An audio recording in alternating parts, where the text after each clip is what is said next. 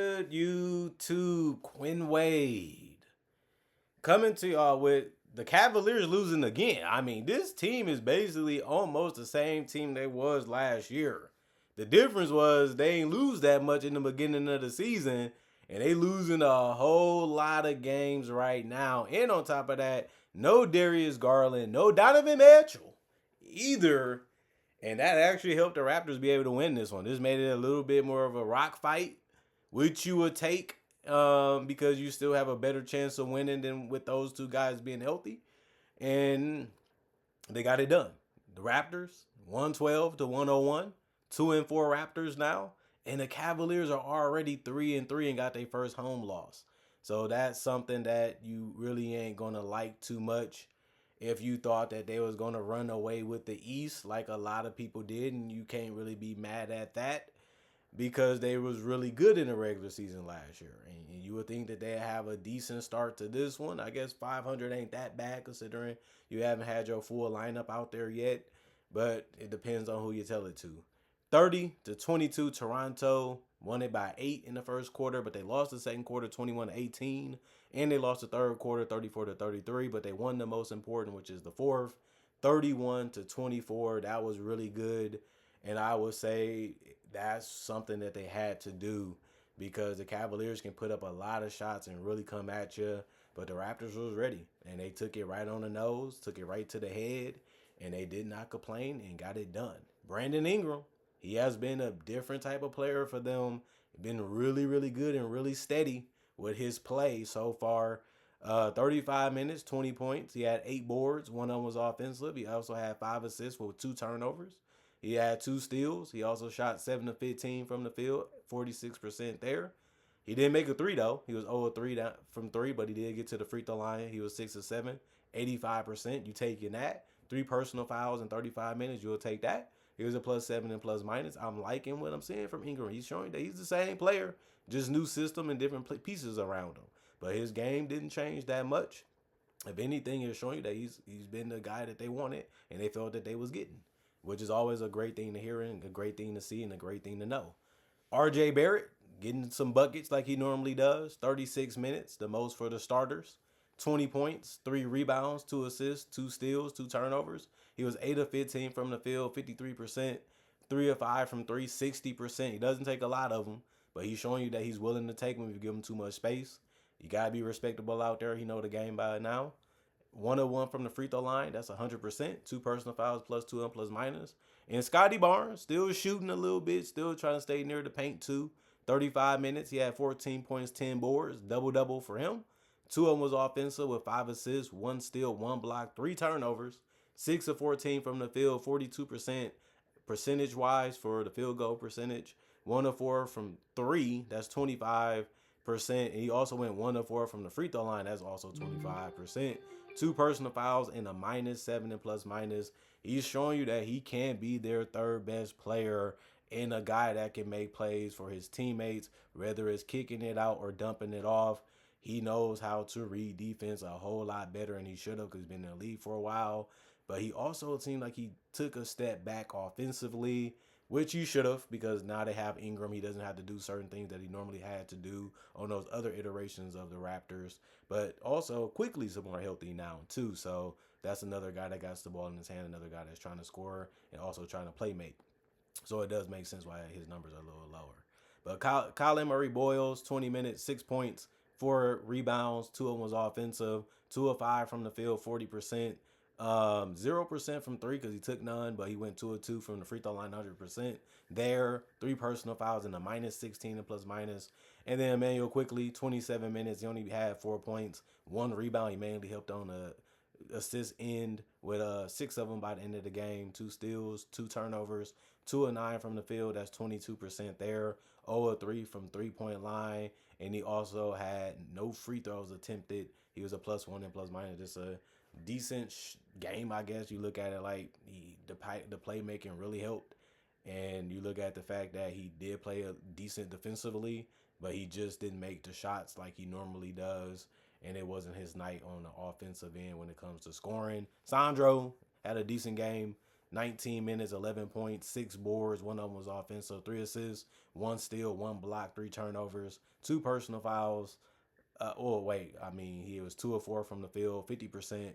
1 of 3 from the 3 point line, that's 33%, and 6 of 6 from the free throw line, 100%. You have to like the way he was playing, just knowing what spots he needed to be in, knowing how to make the right play if he didn't have the shot that he wanted or liked, and just helping out on the boards. That's always good fundamental basketball. Plus 13 for him. Jamison Battle was the biggest off the bench points wise. 15 minutes, he had 20 points, which was great. 1 rebound. He also had 1 block and a turnover. 7 of 7 from the field. That's 100%. That's always great, and it's hard to do that. 6 of 6 also from three. That's 100%. Had a lot of good looks and was able to knock them down. 1 personal foul, and he had 0 free throws taken. 20 plus 28 and plus minus. Ochai Agbaji, 17 minutes. He had 7 rebounds. 3 of them was, I would say 7 rebounds. 1 of them was offensive with 3 points, 2 assists, 1 steal, 1 block, 1 turnover, 1 of 3 from the field, 33% there. Or 1 from 3, he missed it, so 0% there. And 1 of 2 from the free throw line, 50%. 3 personal fouls plus 21 and plus minus. Jamal Shead, 21 minutes, 9 points, 7 rebounds. 2 of them was offensive with 4 assists, 1 turnover, 3 of 4 from the field. That's 75% there. 1 of 1 from 3, 100%. 2 of 2 from the free throw line, 100%. 4 personal fouls and a plus 10 and plus minus. And Jacoby Walter, 10 minutes, 3 points, 1 rebound, 1 of 4 from the field, 25%. 1 of 3 from the 3 point line, 33%. And he also had no free throws taken, so he only finished as a -9 and plus minus. And then Grady Dick, he didn't do much. He only played 5 minutes, so that's why it won't be crazy numbers. But he still scored and had 2 points, 1 of 2 from the field, 50%, 0 of 1 from 3, 0%. 0 free throws taken, and was a +5 and plus minus. Jonathan Mobo and Garrett Temple didn't get off the bench. The coach's decision. They did get 48 rebounds total as a team, 27 assists, 9 steals, 4 blocks, 16 turnovers, 40 of 82 from the field, 48%, 13 of 30, 43%, 19 of 24, 79%, and then 18 personal fouls as a team. And the Cleveland Cavaliers, they had a lot of things going for them. They kept it close. They gave themselves chances. They just collapsed when it mattered the most, and that was the fourth quarter, to try to end the game the right way. Shots just didn't fall and mistakes kept piling up, and the Raptors was able to close them out. But Dean Wade only had 5 points in 30 minutes. That's bad. 4 rebounds, 1 of them was offensive. He did have 4 assists, 3 steals, 2 blocks, and he went 1 of 7 from the field, 14 points, 1 of 5 from 3. That was 20%. He did go 2 of 2 from the free throw line, though. 100%, a personal foul, and a +4 and plus minus.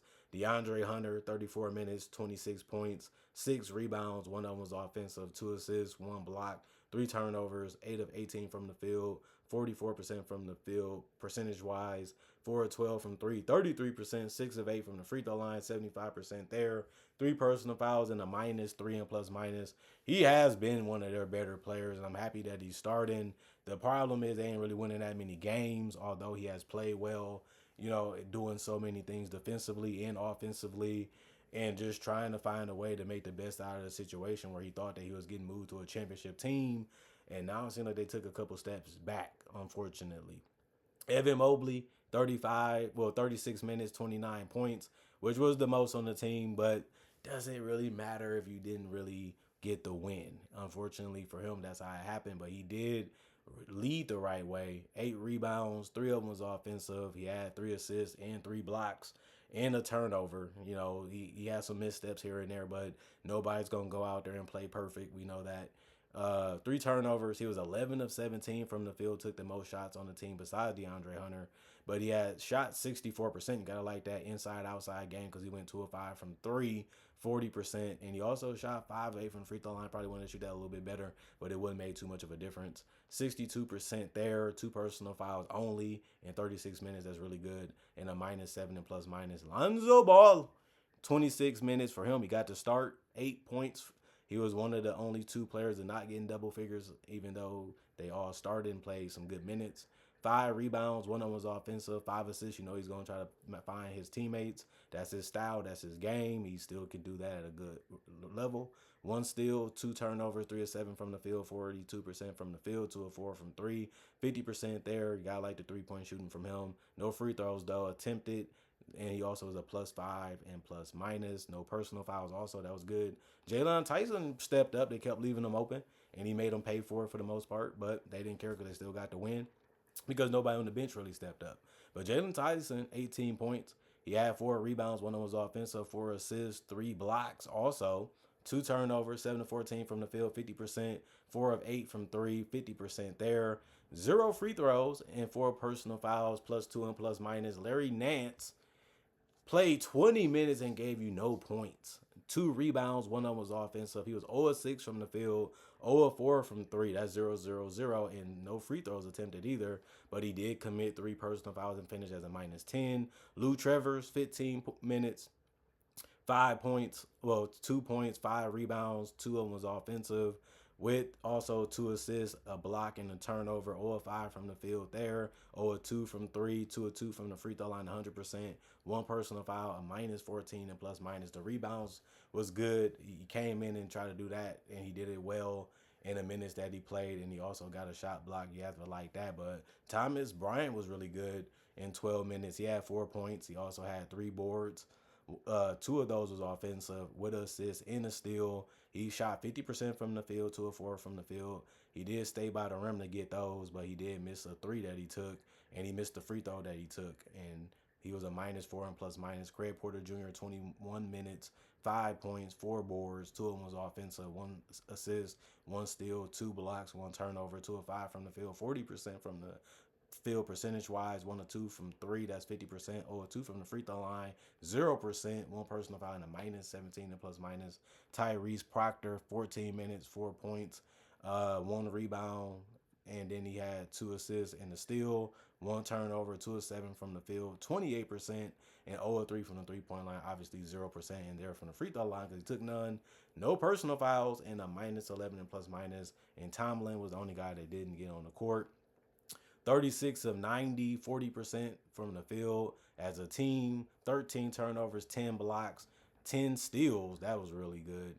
And 24 assists. They had 42 rebounds total, but they lost those last 2 rebounds and assists to the Raptors.